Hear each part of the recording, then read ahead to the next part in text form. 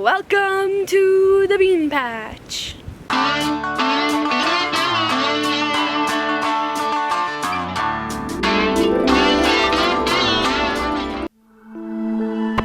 Canvas traffic, experimental 83 Delta Tango is 10 east inbound landing, Candaceton.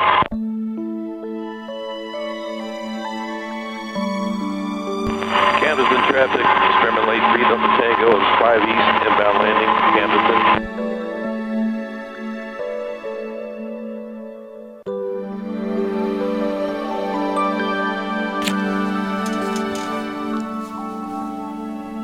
Hey, and welcome back to the Bean Patch. Tonight's video is going to be a little different.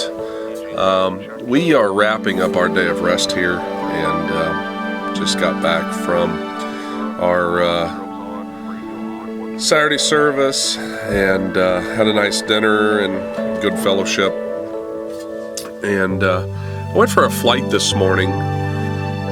I knew it was going to be a little windy. I knew it was going to be a little bumpy. I finally got my 3 cameras to work, and so you'll get to see a couple of different camera angles. Even though the wind blew over my tripod after I took off, it did no damage to the camera, thankfully. The flight got me thinking about something. You can't tell in the camera, but I am pretty sure I encountered some pretty extreme variable wind. At the surface, it was good. It was right down the runway. But at 300 feet and above, it was extremely variable, not only in direction, but in gusting speed. On the surface, I would say I was 4 to 5 knots down the runway, and 300 feet in the air, I would say gusting to 15 to 17, and 1 minute down the runway, the next minute crosswind, then back down the runway, and then crosswind, and that with the fact that it was 11 o'clock in the morning, we might have been rocking some thermals. I don't know. But anyway, so it's a short flight. Went up and went around the pattern and turned short final and landed. And I'm dubbing over it tonight with the voiceover, because basically what you would hear the whole flight would be me asking the Father to get me on the ground safe. Now, I understand that a lot of people out there are this is where you turn it off and you're done listening, and I understand. But for me, I'm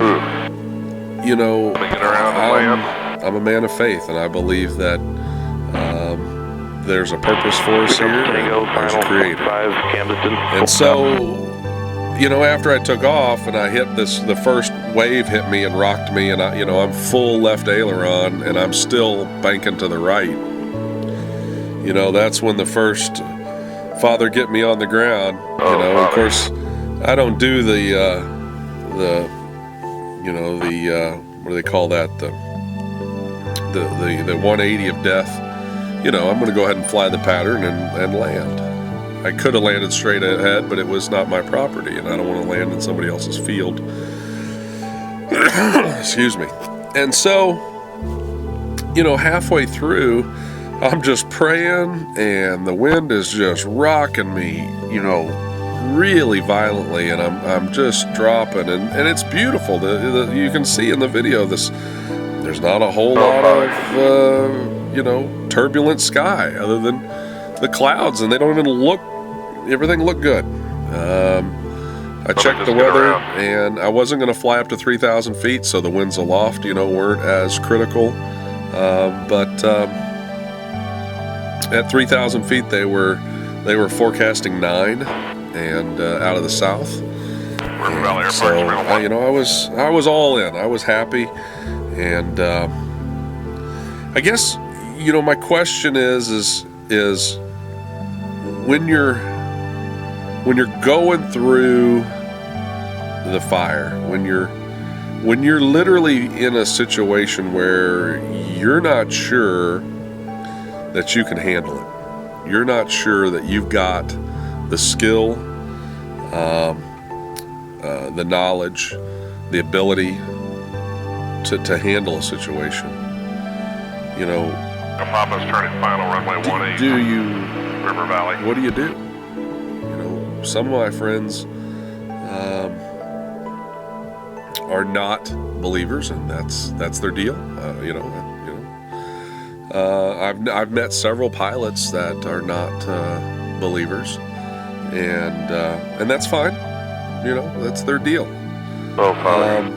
But for me, Let me get her on the ground. it seems calming.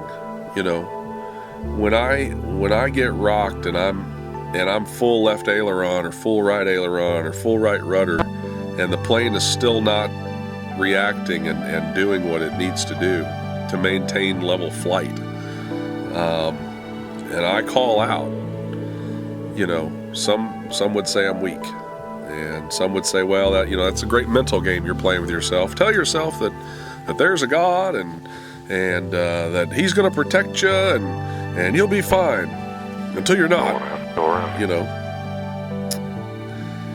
I guess I just post this to say, that there's times when we're over our head and in flying, and one moment, you're preparing for takeoff and you're getting yourself mentally ready, and you've calculated all the risks that you can think of, and then the unknown comes. Once those wheels lift off and you're out of ground effect and you're out of runway and it's a go-around situation. How many accidents statistically do we hear of that occur on final? And I think that in my life, I try not to take flying for granted. That sucked. I try not to take the experience and the responsibility for granted, and I try to always be reverent and appreciative of the Creator that I believe in, for the opportunity to get to fly, and just ask that if it's His will that I finish the flight and get it back on the ground. And today was one of those flights where I spent more time praying than I think flying. Obviously, looking back at the video here, I'm flying the plane. But while I was up there, I was crying out, And I wish that the camera did it justice. I wish that the camera could show, for those of you that understand the movement of my legs and the movement of the stick, and you understand how GoPros work, you can see the violent shaking. But it still is nothing when you look off your wing and you're trying to fly straight and level and you're full left aileron, trying to keep wings level. And so this morning's flight, though it looked calm and seemed good at the surface, once I was in the air, it was a different story. And obviously, for you guys that fly heavy, that's fine. You guys probably had no trouble. I heard quite a bit of traffic this morning, and nobody seemed to be in a panic, and that's fine. My aircraft is pretty light, 519 pounds, and it gets tossed around. It gets tossed around, and so if I were in a big heavy plane, maybe no big deal. But this morning was one of those days where spiritually I was preparing myself for the unknown, and I'm grateful that everything worked out. The landing was greased, and we will learn from this experience and move forward. All right, guys, we got some stuff coming up on the Bean Patch tomorrow. We're going to do some stuff with goats. I've got to get their hooves trimmed, and I've got a car that's down. I've got a problem, and I've got some fencing issues, and I got several things tomorrow. So we hope that you'll stop back by and see us at the Bean Patch. Again, we'll try to do as many flying videos as we can, but we obviously are a homesteading airport here, and we do have cows that are calving right now, so we got baby calves popping out everywhere. And so we hope that you guys will come back and join us next time at the Bean Patch. You guys be blessed, and we'll see you next time.